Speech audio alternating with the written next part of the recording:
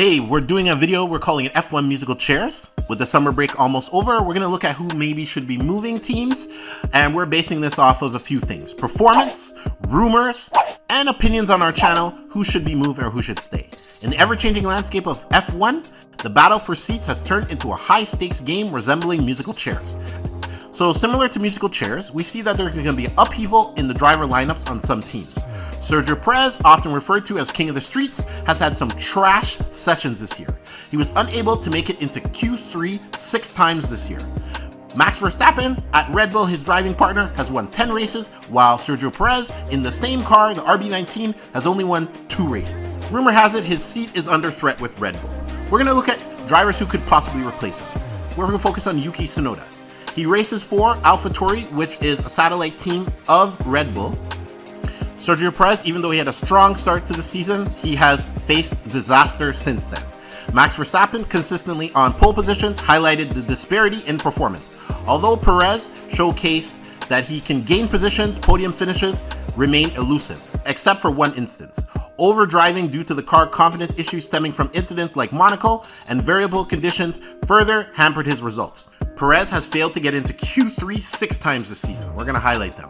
Australia, he was out of quali after Q1. Monaco, he crashed in quali in Q1. Spanish Grand Prix, he was out in Q2. Canada, he was out in Q2. Australia, he was out in Q2 after his track times were deleted. And in the British Grand Prix, he was out in Q1. Perez woes are well documented this season. His qualifying woes, which we listed above, including crashes and early eliminations, cast a shadow over his championship aspirations.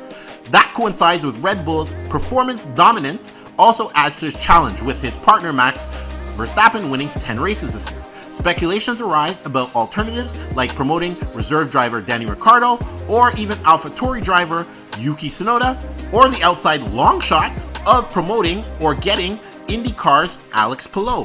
With the championship seemingly out of reach for Perez this year due to Max Verstappen's commanding lead, the landscape of F1 continues to evolve, with drivers like Perez navigating through the intricate dance of reshuffling seats and ambitions. As F1 fans, we're excited for the ride as we witness the strategic moves and the unpredictable outcomes of this thrilling motorsport ballet. We know Danny Ricciardo is the reserve driver for Red Bull, but we really feel AlphaTauri's Yuki Tsunoda could drive for Red Bull. Now, reason being, we see his talent. He has 3 top 10 finishes in a car that's not that great this year. Also, last year, he had a few top 10 finishes. And he also has the grit, it feels like, the attitude to be able to drive for a top team, to be able to handle the pressures of a top team, unlike maybe some other drivers. Plus, he's already in the Red Bull system by being with AlphaTauri. So that's why we feel he would probably be a good candidate to replace Sergio Perez if they were going to replace Sergio Perez at Red Bull. Next, we're going to delve into the struggles of Carlos Sainz this year. He has not signed a new deal with Ferrari, and he's had a challenging season, even evident in the head-to-head stats, where he trails in both races and qualifying to his teammate at Ferrari, Charles Leclerc. Amid speculation of driver changes, Ferrari has denied these rumors of Albon replacing Sainz, highlighting Alex Albon's impressive performance at Williams despite their limited budget. Now, Carlos Sainz has had a few top 5 finishes, 5, but no wins for 2023. Rumors of him leaving the team have persisted. Sainz's contract ends in 2024. Alex Albon, Williams' contract also ends in 2024. Ferrari says it's rubbish, they're not looking to replace Sainz, but who's to know? He hasn't set the world on fire since joining Ferrari in 2021. He only has 1 win at Silverstone in 2022, along with a few podiums, 13 to be exact. In 2021, he had 4 podiums. 2022, he had 8 podiums. 2023, no podiums so far. In our opinion, we're seeing Perez being replaced before Carlos Sainz. It is very odd that Perez is having these performance issues. Max is winning races in the same car. Yes, we know drivers have different setups, but overall, the RB19 is the same car that Perez and Verstappen is driving. He's failed to even enter Q3 6 times this year. That sounds very odd. Max Verstappen is on pole almost every race, but so many qualifying sessions, we see Perez playing catch-up, trying to just even struggle to get into Q3. Ferrari has made no indication that they aren't happy with Carlos Sainz.